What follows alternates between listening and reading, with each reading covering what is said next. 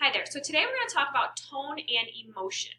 This is how we understand what a character or even a person in real life is trying to say based on the way that they say it.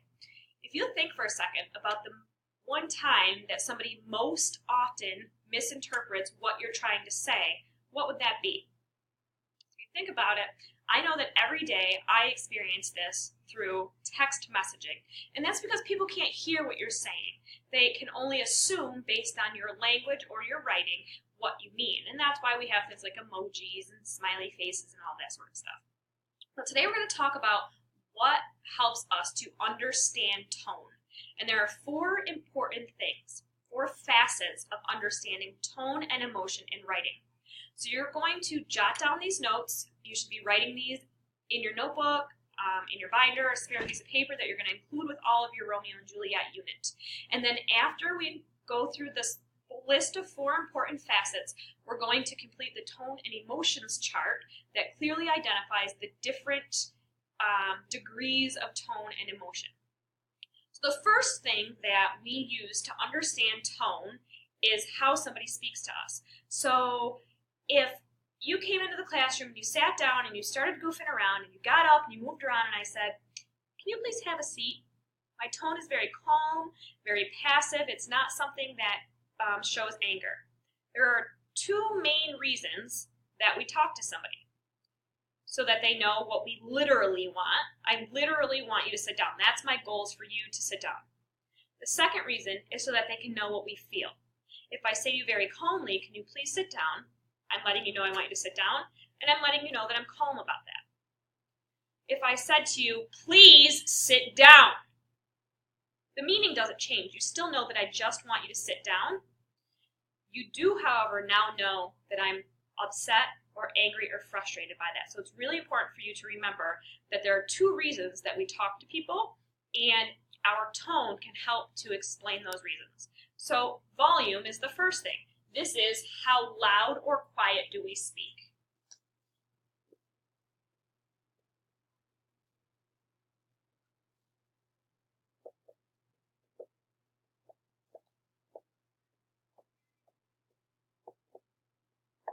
A lot of times being very loud can be anger.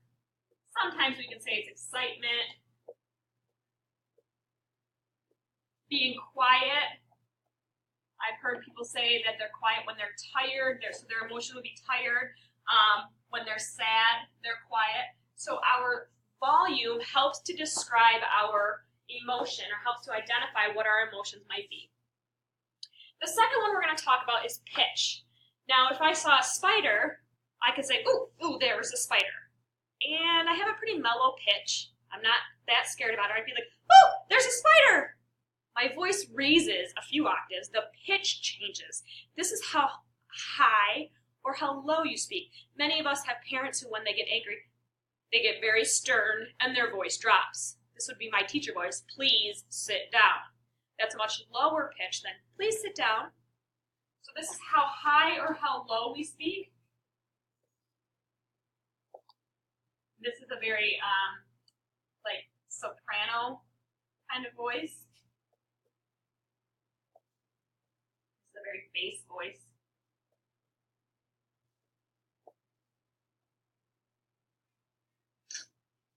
So once you've taken a second to make sure those notes are jotted down, we're going to go to pace.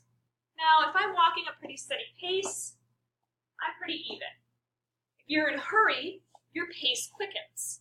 If you're excited about something, your pace might quicken. That's similar to our language. We all know the typical teenage girl who, once she starts telling a story, she gets very, very, very excited. And before you know, she's talking really fast. You can't even understand what she's saying. You have to say, "Whoa, whoa, whoa. Slow down a second." That's our pace.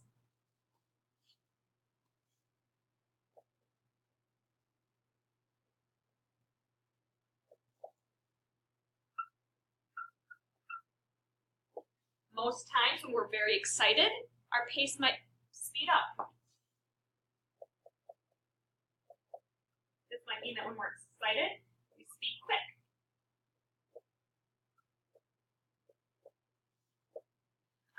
Sometimes when I'm being very serious or stern with my child, my pace slows and I say, listen to me right now. I do that oftentimes with my own kiddos here in the classroom. It's very important that you stop and you listen right now.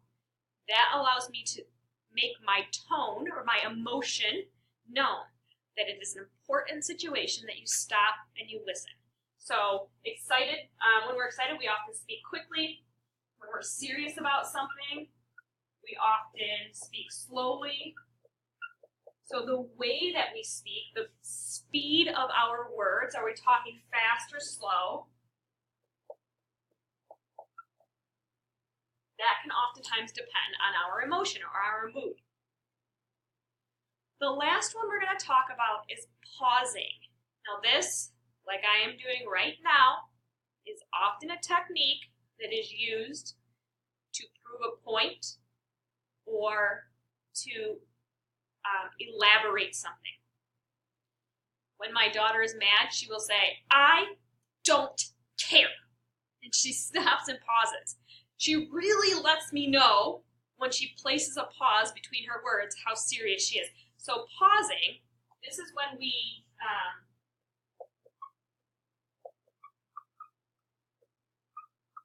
this happens when we hesitate between words.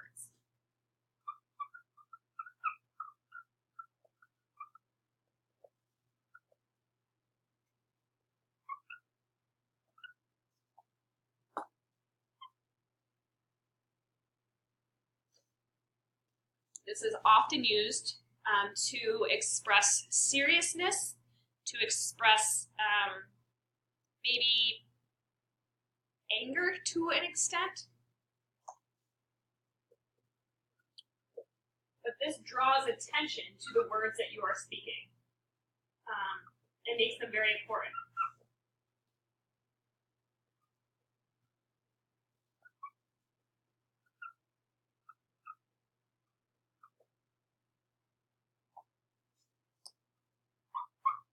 You're going to have to forgive my messy handwriting as I get to the bottom of the board here.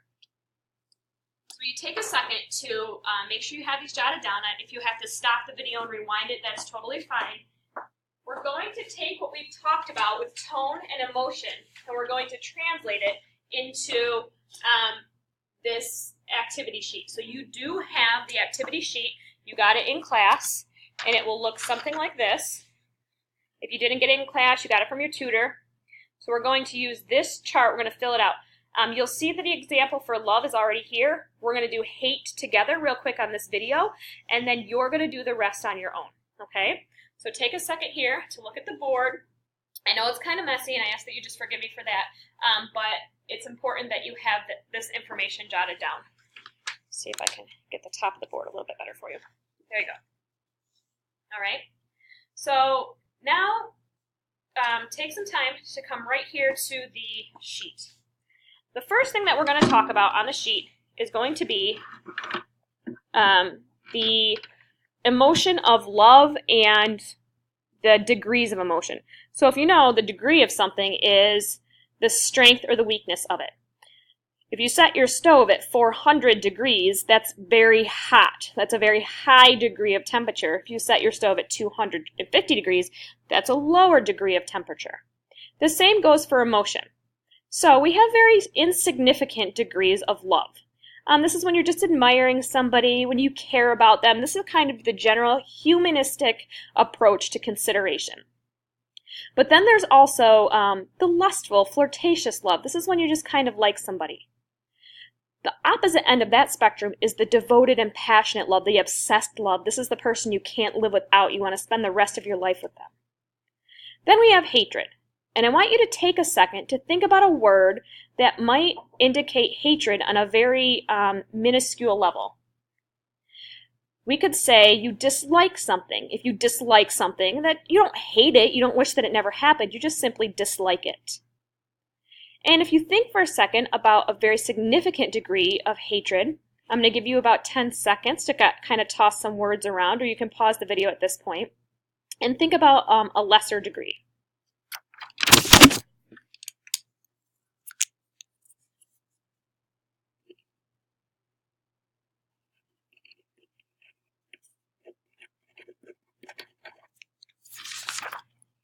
So you'll see here, I indicated to despise something or to loathe something, to absolutely hate something with all of your being.